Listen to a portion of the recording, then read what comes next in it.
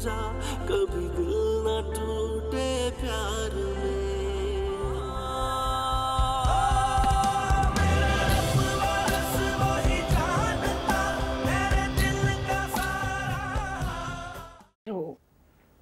मेरा फोन क्यों नहीं उठा रहा है ये? पता नहीं वहां क्या हो रहा होगा। फैजी फोन उठाओ बेटा। फैजी, सब खैरियत थी ना बेटा? तुम फोन क्यों नहीं उठा रहे थे मेरा? और निम्रा कहाँ है? वो क्यों नहीं साथ आई? नहीं आएगी वो। क्या मतलब? उन लोगों ने मुझे उस घर में कदम रखने से मना कर दिया। किसने? हारिस ने। मम्मी, मुझे आप सच बताएं, क्या निम्रा ये बात जानती थी कि मैं आयशा से मोहब्बत करता था? बताएं ना अम्मी। हाँ, इसीलिए मैंने तुम्हें कहा था कि उसे सच सच बता दो, उसे अच्छा लगेगा। और उसने ये बात अपने घर तक पहुंचा दी। कितनी बड़ी बेवकूफ है वो। निम्रा ऐसा नहीं कर सकती। उसने आज तक तुमसे इस बात का जिक्र नहीं किया, तो अपने घर वालों से कैसे कर सकती है? अभी कुछ दिन पहले मुझे उसके बहनोई ने ताना दिया था कि मैं आयशा को हासिल नहीं कर सका, और उन लोगों को ख्याल है कि मैं उस घर में आयशा की वजह से जाता हूं सिर्फ। आज जब तुम वहां गए तो आयशा घर पर थी? मुझे नहीं पता। मुझे हारिस ने मुझे अंदर ही नहीं जाने दिया, और उसने मुझे वो कुछ कहा जो मैं सोच भी नहीं सकता था कि एक इज्जतदार इंसान अपने बहनों के लिए ऐसे भी अल्फाज इस्तेमाल कर सकता। निम्रा ने उसे रोका नहीं था तो कम से कम तुम्हारे साथ ही वापस आ जाती। नहीं अम्मा, निम्रा के लिए अब इस घर में कोई जगह नहीं। फैजी, फैजी,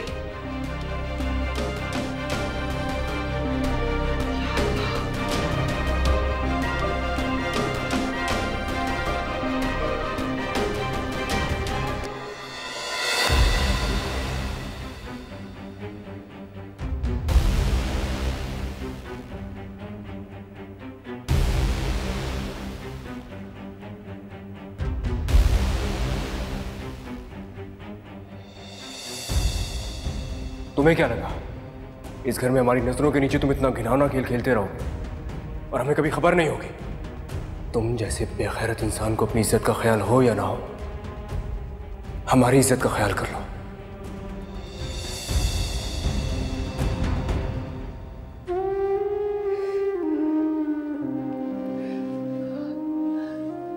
मेरे मालिक, करम करना। निम्रा और फैजी की जिंदगी में जो तूफान उठा है, उसकी जिद में आयशा ना आए।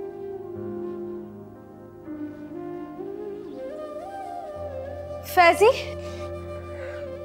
फैजी, आंटी, फैजी कहाँ है?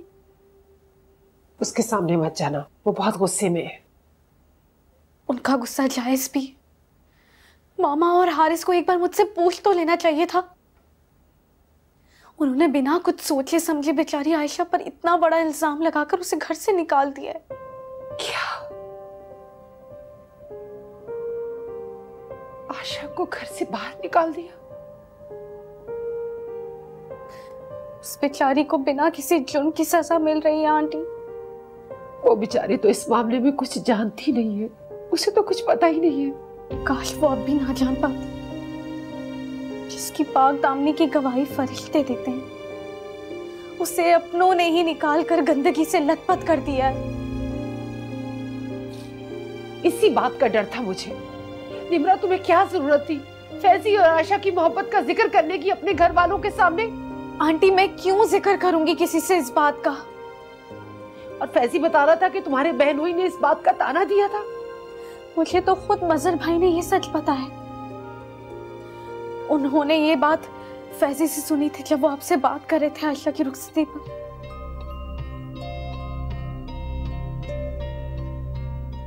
एक बार मुझे प्लीज आयशा को दुल्हन बना हुआ देख लेने दो प्लीज प्लीज। तुम्हें शर्म नहीं आती ये बात करते हुए? जिसकी तुमने सारी जिंदगी एक झलक तक नहीं देखी, आज तुम्हारा दिल मचल रहा है उसकी एक झलक देखने को।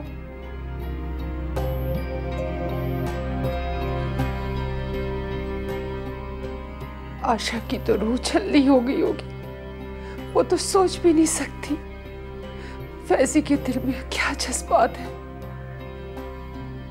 उस बेचारी पे तो कयामत गुजर गई होगी। आयशा को क्या हुआ? क्या हुआ आयशा? हाँ, वो हारिस ने उसको माँ बाप के घर भिजवा दिया। क्यों? इसमें उसका क्या कसूर था निद्रा? उन्हें लगता है कि आप और आयशा शादी के बाद भी राब्ते में रहना चाहते थे। जान ले लूंगा तुम्हारे भाई की अब। फैजी, बस नहीं, वैसे हारिस की जान मत लेना, उसमें तो आयशा की जान है ना। तुम में भी तो जान है, तुम्हारी माँ और तुम्हारे भाई की। जरा सा हाथ जल गया, जरा सा हाथ जल गया था तो कितना तड़पे थे बोलो। अब मैं बताऊंगा कि तड़पाते कैसे। मैं तुम्हें अपने घर से ही नहीं, अपनी जिंदगी से भी निकाल रहा हूं। फैजी तुम्हारा दिमाग खराब हो गया है? बस अम्मी, अब इस मामले में मैं आपकी एक भी नहीं सुनूंगा। आपकी वजह से, सिर्फ आपकी वजह से मैं और आयशा अपने ना करता गुनाहों की सजा भुगत रहे हैं। मेरी वजह से? चलो यहां से। नहीं आंटी, नहीं नहीं नहीं नहीं फैजी नहीं, खुदा के लिए प्लीज मुझे, मेरे साथ ऐसा मत कीजिए। मैंने कुछ भी नहीं किया, हमेशा मैंने आयशा का सुख ही चाहा है। मैं आपके बगैर नहीं रह पाऊंगी, ऐसे नहीं करे मेरे साथ प्लीज। आंटी नहीं नहीं फैजी नहीं, खुदा के लिए ऐसे नहीं करे। नहीं नहीं मेरे नहीं। ये दरवाजा निम्रा के लिए नहीं खोले, वरना आपको जिंदगी भर मौका नहीं मिलेगा मेरे लिए दरवाजा खोलने के लिए। चला जाऊंगा मैं ये घर छोड़कर। मैं कहाँ जाऊंगी, मैं आपके बगैर नहीं रह सकती फैजी, खुदा के लिए फैजी। कुछ नहीं किया, मेरा कोई कसूर नहीं है। ये दरवाजा निम्रा के लिए नहीं खोले, वरना आपको जिंदगी भर मौका नहीं मिलेगा मेरे लिए दरवाजा खोलने के लिए।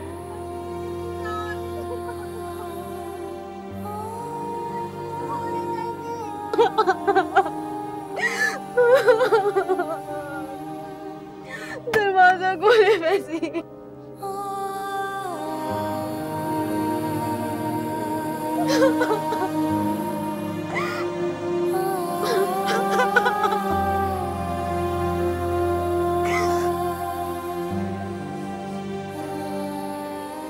तो पहले ही फैजी और निम्रा की शादी के हक में नहीं थी। माँ, फैजी और निम्रा एक साथ बहुत खुश हैं। फैजी पे भी बहुतान लगाया गया है। लोग तो जानते हैं फैजी ने हमेशा मेरा कितना एहतराम किया है। बहुत मान था ना आपको ज़हीरुद्दीन की दोस्ती पर। जाएं, पकड़ें जाकर गिरेबान उनका, मांगे उनसे मेरी बेटी के आंसुओं का हिसाब। मेरी तो अक्ल माफ होकर रह गई है। मेरी समझ में नहीं आता कि कोई एक बेबुनियाद बात पे कुरान शरीफ को बीच में क्यों लाता है। जो लोग खुदा की किताब को गवाह बनाकर झूठ बोलते हैं ना बाबा, खुदा उनको कभी माफ नहीं करता। तो गिला सिर्फ उन लोगों से है जिन्होंने इस झूठी गवाही पे यकीन कर लिया। बेटा, हमें माफ करना। अनजाने में हमने बहुत गलत फैसला कर दिया। नहीं बाबा, अच्छा आप लोगों से कोई शिकवा नहीं है, तो शायद मेरा कोई अमल था इसकी मुझे सजा मिल रही है। मैंने कोई ऐसी चीज की थी जिसकी वजह से मेरा रब मुझसे नाराज था। आयशा बेटे, ऐसे क्यों कह रही हो? अल्लाह तुमसे नाराज क्यों होगा? हाँ,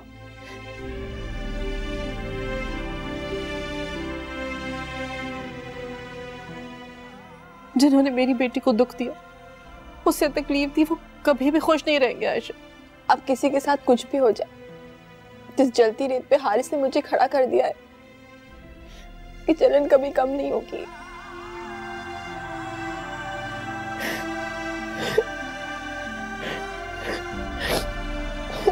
बस मेरा बेटा, बस। जिन्होंने मेरी बेटी को इस आग में झोंका, देखना सारी जिंदगी अंगारों पर चलेंगे। मेरी बद्दुआ है उन्हें।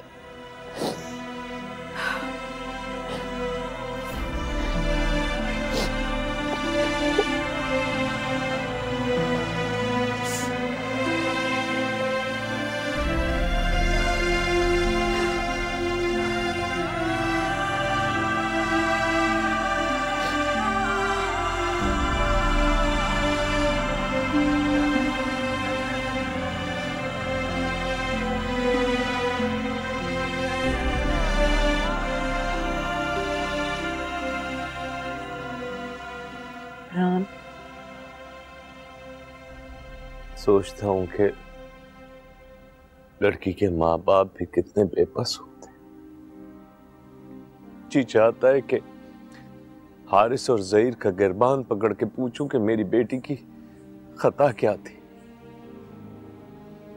लेकिन फिर मैं ये सोचता हूं कि जिस तरह वो आयशा का नाम लेंगे तो मैं बर्दाश्त नहीं कर पाऊंगा। लेकिन मैं मांगूंगी हिसाब उनसे, कुरान पर हाथ रखवाऊंगी मैं उनसे, एक एक के किरदार की गवाही और अपनी बेटी के एक एक आंसू का हिसाब मांगूंगी मैं उनसे। जो लोग हिसाब भी नहीं जानते वो आंसुओं का हिसाब क्या देंगे? तो क्या जिन्हें हिसाब देने से डर नहीं लगता वो किसी पर भी जब जी चाहे बहुतान लगा देंगे? काश मैं उनसे अपनी आयशा के आंसुओं का हिसाब मांग सकता। लेकिन उनके आगे क्या? मैं तो अपने अल्लाह के आगे झुकूंगी, उससे इल्तिजा करूंगी, उसके आगे गिड़गिड़ाऊंगी, उससे फरियाद करूंगी। मेरी बच्ची ने तो कभी भी अल्लाह के रजा के खिलाफ कुछ नहीं किया। बचपन से जो अल्लाह के इश्क को अपने दिल में बसाया तो जवानी तक उस पर आंच नहीं आने दी। फिर मेरी बेटी पर ऐसा इल्जाम, ऐसा घटिया इल्जाम क्यों?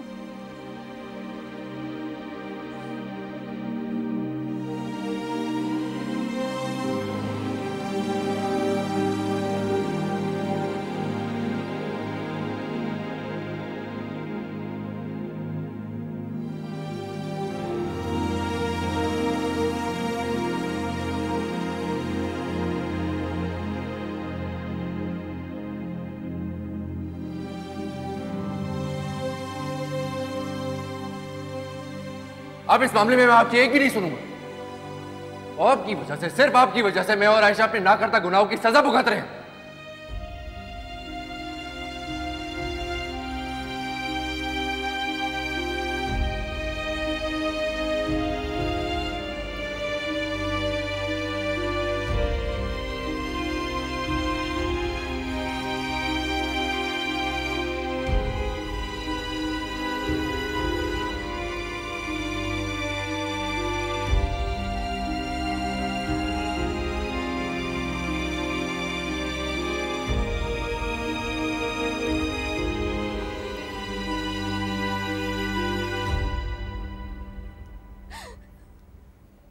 निम्रा, चलो बेटा उठो।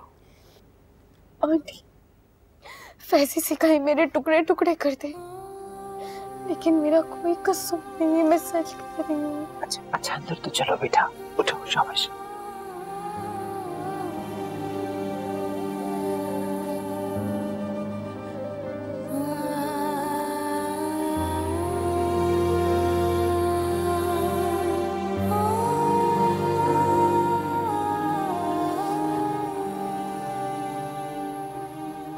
तुम बैठो, मैं उससे बात करती हूँ जाके।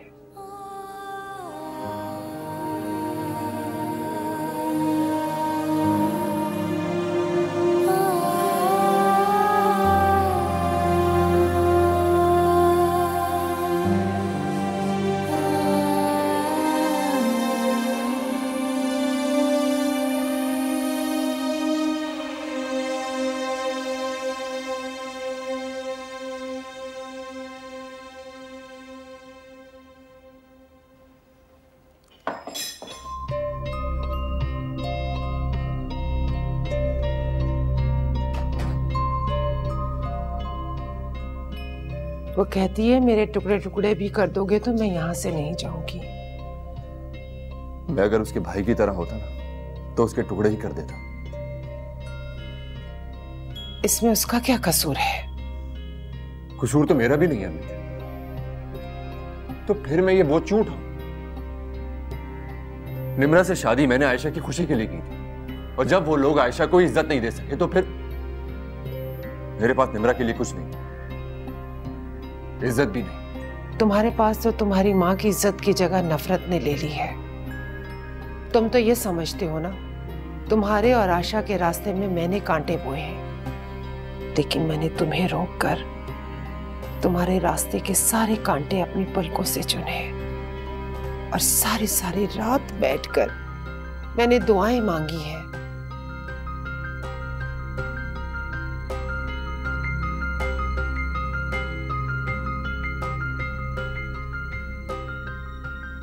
जो वहां पर अजाब सह रही होगी ना, उसकी वजह सिर्फ मैं। अगर मानते हो कि मोहब्बत को एहतराम से जीतने नहीं दिया तो फिर इस नदामत को खत्म कर दो। उसके हालात की वजह तुम हो।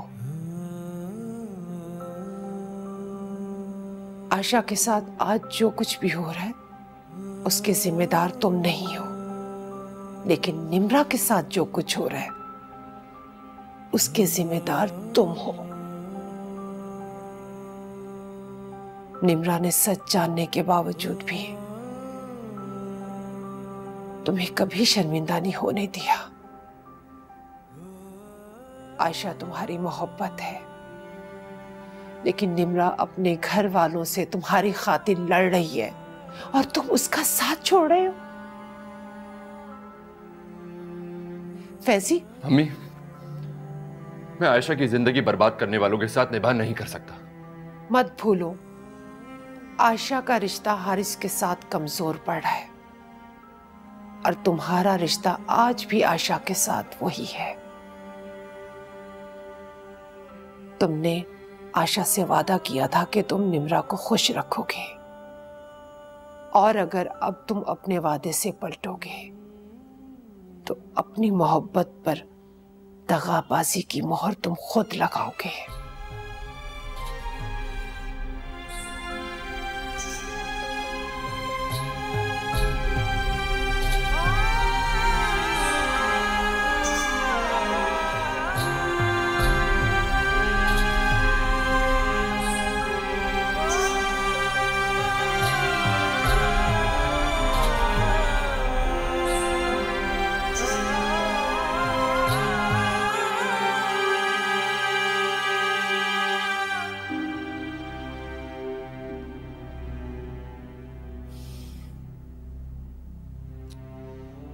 बड़ी बात हो गई और तुमने मुझे बताया तक नहीं। आप सफर में थे तो मैं आपको परेशान नहीं करना चाह रही थी।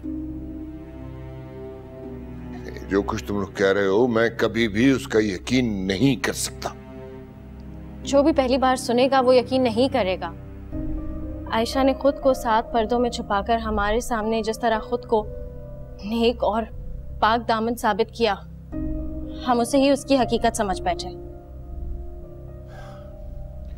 फैजी के बारे में तो मैं यकीन से कुछ नहीं कह सकता, लेकिन आयशा की मासूमियत और पाक दामनी का मुझे यकीन है। तुम लोग यकीन करो या ना करो।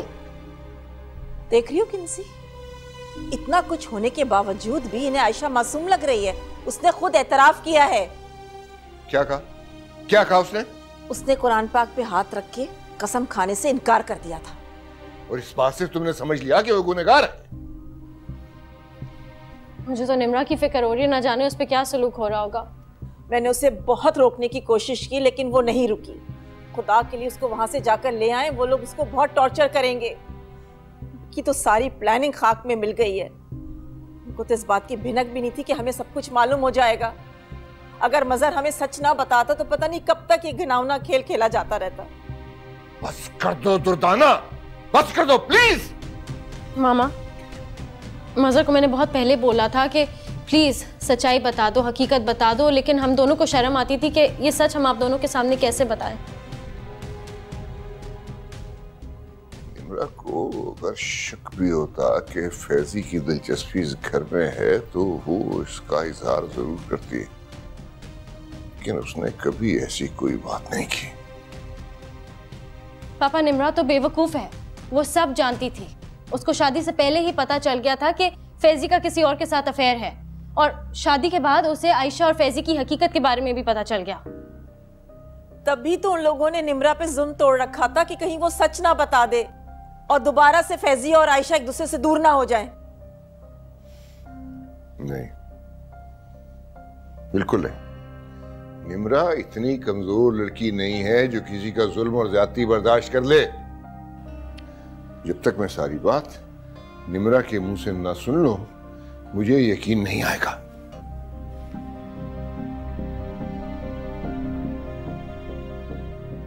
आयशा पहले दिन से ही मजहर के खिलाफ थी। शायद उसे शक हो गया था कि मजहर उसकी घिनौनी असलियत के बारे में जान चुका है। मैं तो इस बात पे हैरान हूँ कि ये बात पहले हम क्यों नहीं समझे। जब आयशा ने फैजी से कहा कि निम्रा से शादी कर लो तो वो फौरन मान गया। इस बात में उन दोनों का मफाद जुड़ा हुआ था, ये बात हमारी समझ में क्यों नहीं आई? मामा स्ट्रेस मत ले। हारिस कहाँ है? मुझे छुपाता फिर रहा होगा और कहाँ होगा। खुद को संभालो हारिस।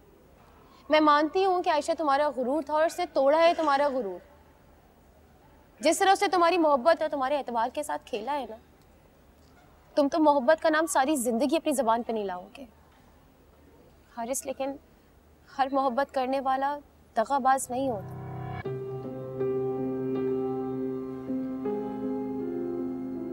मुझे तो यकीन ही नहीं होता एला कि उसके साथ गुजारा हुआ सारा वक्त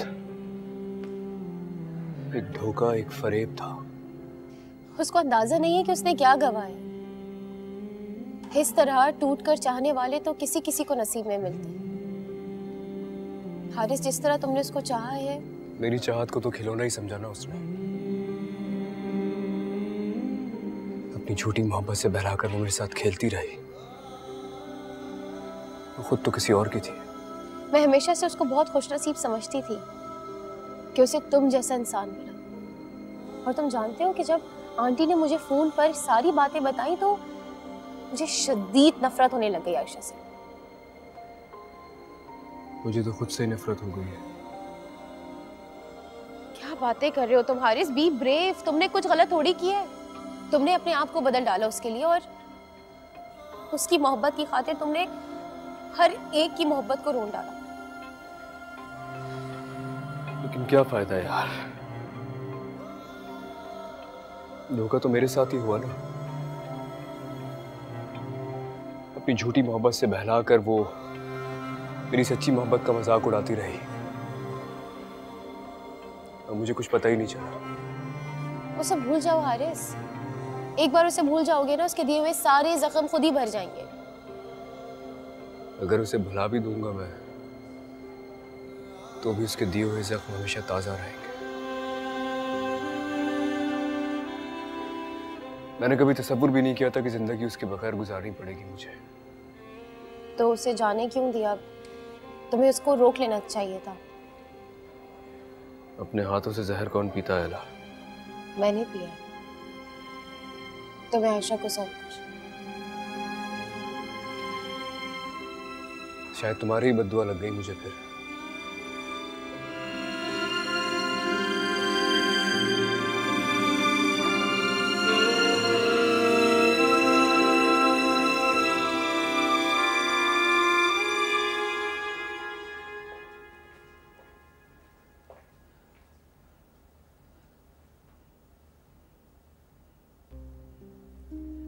निम्रा बेटा,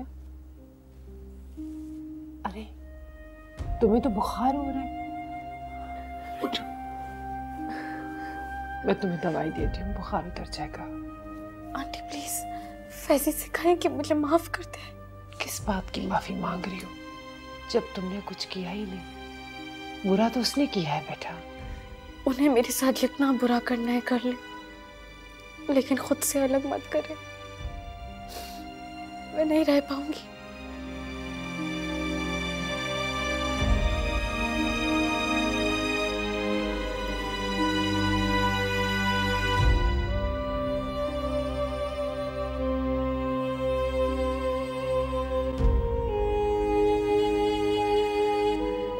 पापा,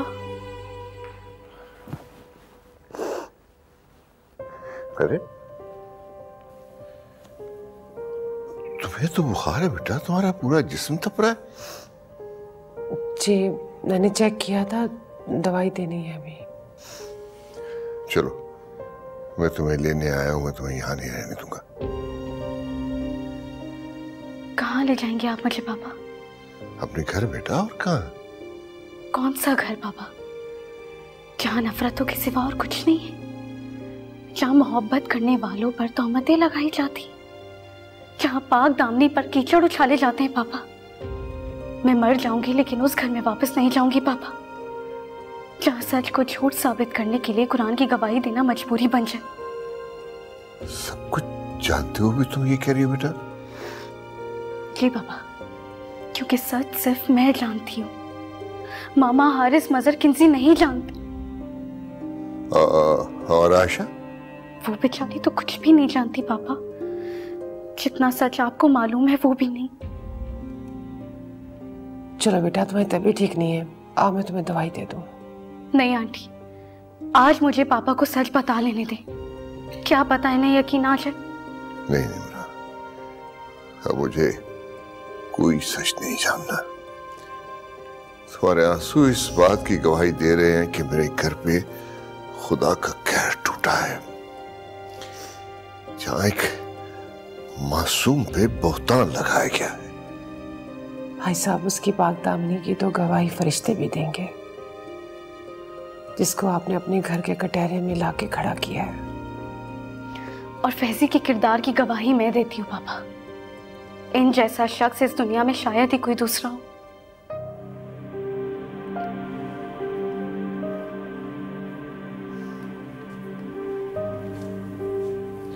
मुझे माफ कर दो बेटा।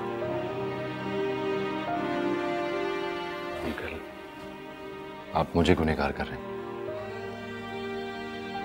मैं आपकी एक बेटी के काबिल नहीं हूं, लेकिन फिर भी अगर ये मेरे साथ रहना चाहती है तो मैं इसकी ख्वाहिश का एहतराम करता हूं। भाई साहब, आयशा बेकसूर है, उसको आप वापस ले आइए। सजा देनी है तो आप फैजी को दीजिए।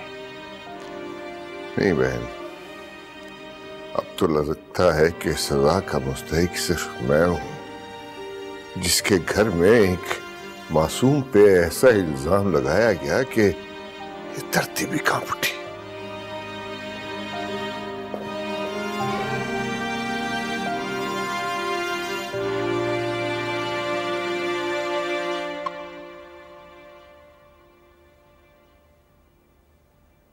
मजहर बेटा, मुझे तो बहुत डर लग रहा है, कहीं आयशा की बद्दुआ इस घर को बर्बाद न कर दे। आयशा तो खुद किसी की बद्दुआ की जद में है, उसकी बद्दुआ हमें क्या लगेगी? नहीं नहीं, मेरा दिल नहीं मानता, वो तो बहुत अल्लाह वाली बच्ची है। अल्लाह वाली?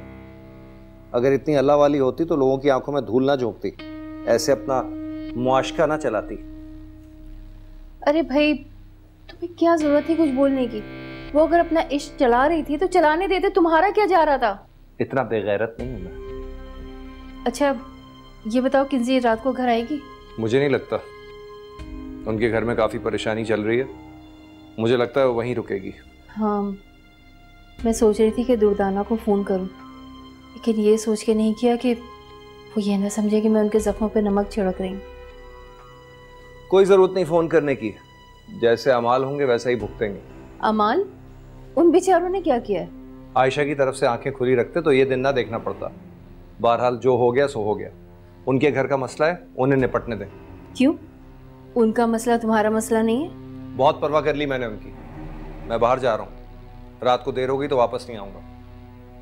ना, कहाँ जा रहे हो तुम? अपनी दोस्तों के साथ कहीं जा रहा हूँ, हो सकता है ना आऊं।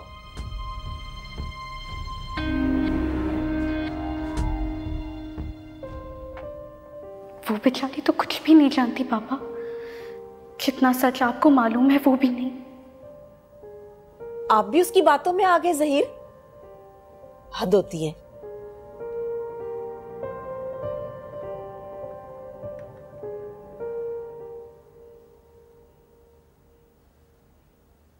मुझे लगता है कि ये सब निम्रा ने फैजी के दबाव में आके कहा होगा, ताकि फैजी उसे उस घर में रहने दे। फैजी अगर इतना बुरा है तो निम्रा उसके साथ रह क्यों रही है? निम्रा सिर्फ हमें नीचा दिखाने की कोशिश कर रही है। वो ये बताना चाह रही है कि उसका डिसीजन जो है वो सही है। मेरा भी यही ख्याल है। तो आप मानते हैं कि ये सच्चाई है? नहीं, मुझे इस बात का यकीन है कि निम्रा का उस घर में रहने का डिसीजन बिल्कुल ठीक है। वो बीवी है, अपने शौहर के आला किरदार की गवाही दे रही है। फिर मैं किसी और की किसी दलील को हरगिज नहीं मानूंगा। आप मजहर के कुरान पे दिए हुए हल्फ को झुटला रहे हैं ज़हीर। अगर आयशा सच्ची होती तो वो भी मजहर की तरह कुरान पे हाथ रख के हल्फ उठा लेती ना, लेकिन उसने ऐसा नहीं किया। इसका मतलब है कि वो कसूरवार है। तुम लोगों ने तो मुझे इस काबिल भी नहीं रहने दिया कि मैं जाके आयशा से कुछ पूछ सकूं। और पूछूं तो क्या पूछूं? निम्रा तो कहती कि आयशा कुछ जानती ही नहीं। अच्छा, तो अब हम सब गलत हैं और निम्रा आपकी नजर में सच्ची है? किसी तुमने घर नहीं जाना? अरे क्या हो गया ज़हीर, आप इसे घर क्यों भेज रहे हैं? ये सारी आग इसके शौहर की लगाई हुई है।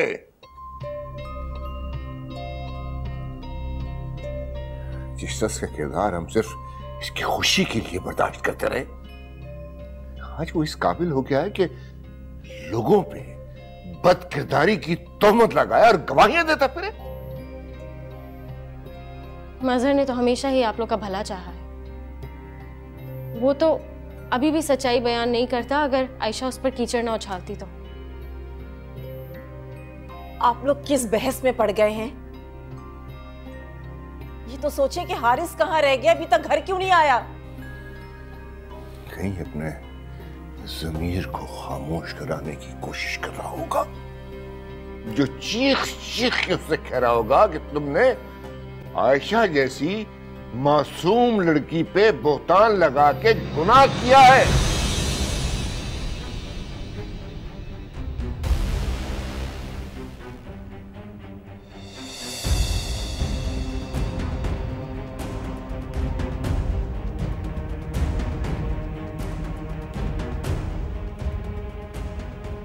पापा को इस घर में मेरी प्रेजेंस बहुत बुरी लग रही है ना? तो ठीक है, तो मैं चली जाती हूँ, लेकिन उनको ये जरूर बता दीजिएगा कि मजहर लाख लापरवाह सही, लेकिन फैजी जैसा धोखेबाज नहीं है वो। किंजी, किंजी मेरी बात सुनो, तुम्हारे पापा गुस्से में थे, मेरी बात तो सुनो। किंजी,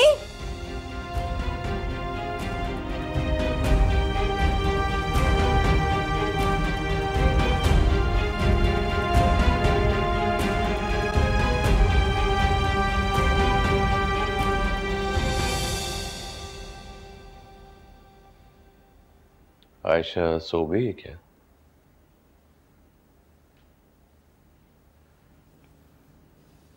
आंसू थमेंगे तो नींद आएगी ना। मुझसे तो उसकी तरफ देखा भी नहीं जा रहा। उसकी बेबसी के आगे उसका सब्र हार गया। नहीं नहीं, अल्लाह ना करे कि उसका सब्र हारे।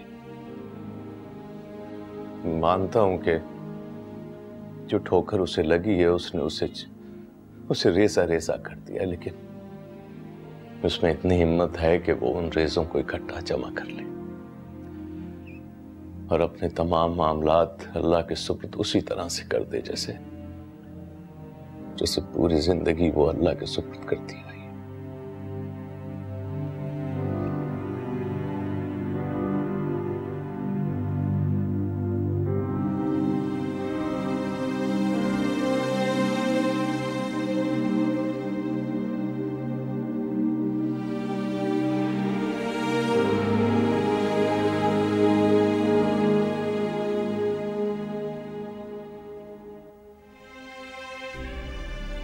इन दोनों ने निम्रा को इस्तेमाल किया अपनी मोहब्बत को बढ़ावा देने के लिए।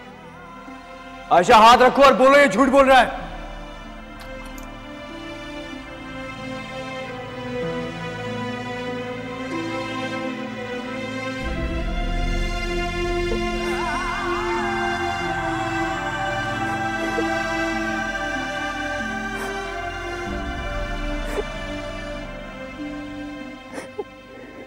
आयशा बेटा, अब सोई नहीं अभी तक बाबा?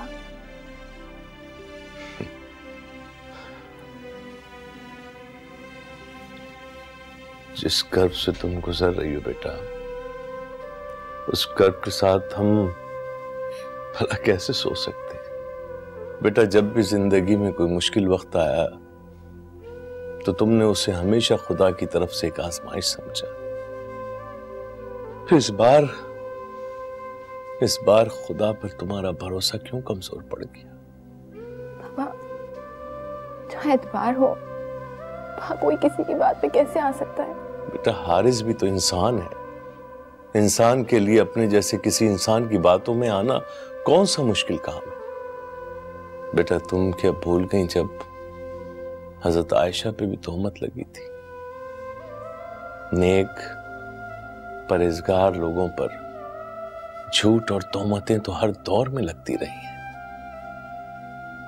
लेकिन उसको हिम्मत, सब्र और हौसले से बर्दाश्त करने में खुदा की रज़ा है। तुम पे बहुतान हारिस ने नहीं लगाया बेटा, वो तो बस वक्त के किसी कमजोर लम्हे में शैतान के बहकावे में आ गया होगा। इस बहुतान की जिद में तहजीब भी आ गया।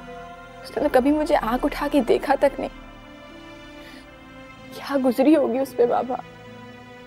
पूरा क्या सोच रही होगी मेरे बारे में? बेटा, तुम दूसरों की फिक्र छोड़ो, तुम्हारे बारे में तो इस वक्त कोई भी नहीं सोच रहा होगा। रही बात फैजी की, तो वो जानता है कि ये सब बहुतान है, वो भी बड़े सब्र और बर्दाश्त से उसका सामना करेगा।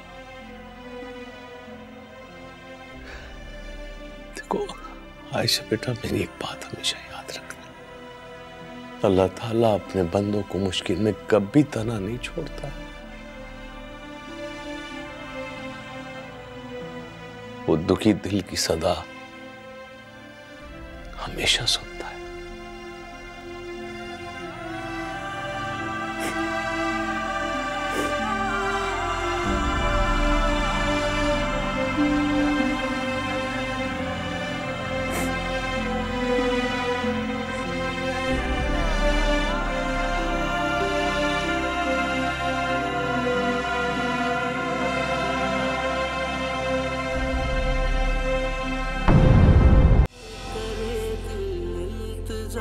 कभी दिल न टूटे प्यार में।